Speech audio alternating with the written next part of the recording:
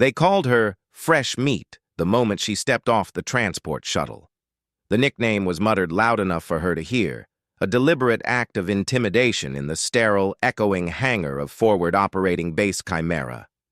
She was small, with a slight build that was almost entirely hidden by the standard-issue tactical gear that seemed to hang a little too loosely on her shoulders. Her face, devoid of any theatrical war paint or hardened scowl, he looked young enough to be carded at a bar back on Earth. To the grizzled veterans of Omega Squadron, she was a walking insult. Sergeant First Class Marcus Thorne watched her approach from his position by the armory, his arms crossed over a chest like a barrel. He spat a stream of tobacco juice onto the permacrete floor. "Look at that," he rumbled to his team. "They're sending us kids now, probably fresh out of the academy, never seen a real firefight. And her first day and she's already a liability." Corporal Lena Hayes, the squadron sniper, squinted through her scope, not at a target, but at the new arrival. "She's carrying standard issue, Sarge. Not even a custom grip. And her stride, she's tentative. She's checking her corners, but she's doing it like it's a drill, not a habit." Lena had a knack for reading people, a skill that had kept her alive on dozens of long-range missions. She's green." "Green as a summer lawn," confirmed Private First Class Dom Rage Riley, the team's demolitions expert, a man with more muscles than neck. He grinned, a predatory expression. "Fresh meat. Let's see how long she lasts before she cries for her mommy." The newcomer stopped a respectful distance from the group. Her eyes, a calm, intelligent gray, swept over them, taking in Thorne's aggressive posture, Hayes's analytical gaze, and Riley's open sneer. She showed no reaction. "I'm looking for Sergeant Thorne," she said. Her voice was steady, uninflected. Thorne didn't move. "You found him? And you are?" "My name is Alyssa Vance." She didn't offer her rank. "I'm your new attachment." "Attachment?" Thorne scoffed. "We don't need attachments, kid. We need operators. You ever seen combat? Ever had someone try to put a round through your skull?" He stepped forward, using his considerable height to try and loom over her. It was a tactic that had worked on countless newbies. "This isn't a simulation. Out here, mistakes get people in bags. Your mistakes will get my people killed." Alyssa didn't flinch. She held his gaze. "I'm aware of the stakes, Sergeant." "Are you?" Thorne pressed. "Because from where I'm standing, you look like you should be behind a desk, filing requisition forms.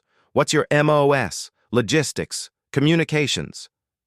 "I have a multi-role commission," she replied calmly. Rage Riley let out a loud, mocking laugh. "Multi-role. She means she can make coffee and polish boots. Listen, sweetheart, out here we have one role. Stay alive and complete the mission. You look like you'd struggle with the first part." A flicker of something, not anger, but perhaps amusement, passed through Alyssa's gray eyes. It was gone in an instant. "The mission is paramount," she agreed. "I'm here to ensure its success." Hayes spoke up, her voice quieter but just as cutting. We've been operating just fine without you for 6 months. We know this sector. We know the OPFOR. What can you possibly bring to this table?" Before Alyssa could answer, the hangar's main comm unit blared to life. "Sergeant Thorne, report to Briefing Room Alpha immediately. All Omega Squadron personnel, stand by for mission priority override." Thorne shot Alyssa one last contemptuous look. "Stay here, kid. Don't touch anything." He turned and strode towards the briefing room, his team falling in behind him, leaving Alyssa standing alone in the middle of the hangar floor. The briefing room was tense. A wall-mounted screen displayed a topographical map of a mountain range 50 clicks north of the base. A single structure was highlighted in pulsing red. Their commanding officer, a weathered colonel, stood before them, his expression grim. "We have a situation," the colonel began without preamble. 6 hours ago, a classified research team was ambushed at Outpost Corvin. We lost contact. A drone flyover an hour ago confirmed the facility has been overrun. We have reason to believe the lead scientist, Dr. Aris Thorne." He paused, and Thorne felt his blood run cold. "Sergeant, your father is still alive and being held captive by the hostile force. Their objective is clear. They want his research, a prototype propulsion system with significant tactical applications."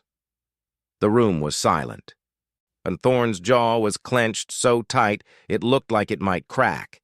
His father, the man who had pushed him into a military career, who he hadn't spoken to in 3 years, was a hostage.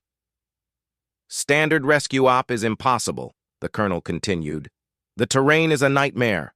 The only approach is a narrow, winding canyon that leads to the facility's rear service entrance. It's a death trap, perfect for ambushes, no cover. We'd lose a full squad before they got halfway. We need a small surgical team, a ghost team." He looked at the grim faces of Omega Squadron. "You're the best I've got for a breach, Sergeant, but even for you, the approach is the problem."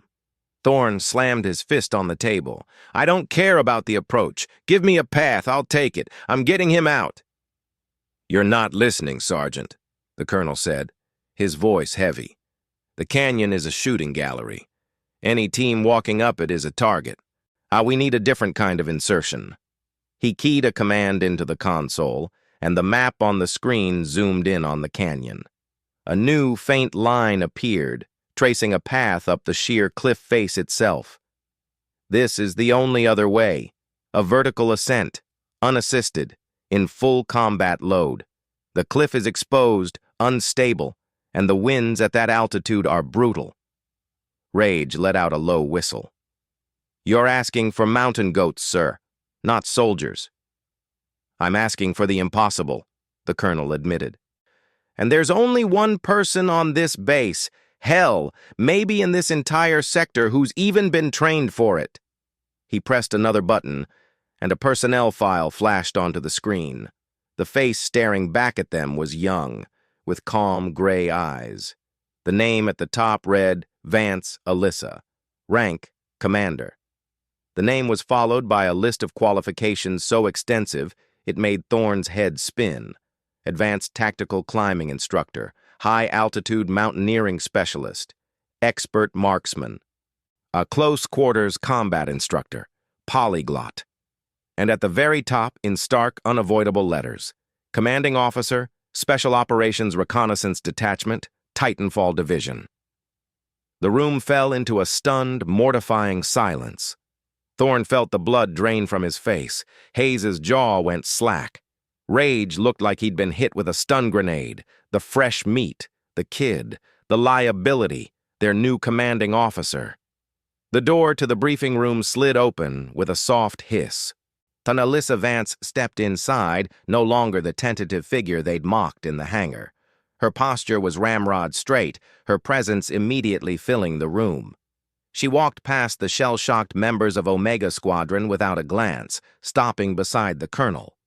Her uniform was the same, but it now seemed to hang on her with a different kind of authority. The insignia on her collar, which they had been too blind to see, seemed to gleam under the harsh lights. "As you were," she said, and her voice calm and clear. She looked at the map, her eyes quickly taking in the details. "The vertical approach is the only viable option. The winds will be a factor, but the rock face is sedimentary. There are enough handholds if you know where to look. Sergeant Thorne," she finally turned to face him, her expression unreadable. "Your team will secure the canyon entrance as a diversion and extraction point, and I will lead the primary assault element up the cliff and into the facility." Thorne could only nod, his throat dry with shame. The contempt he'd felt was now a cold stone in his gut. "Yes, sir. Ma'am. Commander." The words felt like gravel in his mouth. Alyssa simply nodded, accepting his acknowledgement without a trace of gloating. The briefing continued, but Omega Squadron heard little of it. They were caught in the wake of their own catastrophic misjudgment. And the person they had dismissed as useless was now responsible for their lives and the success of the most critical mission they'd ever faced. The next few hours would not just be a fight for survival.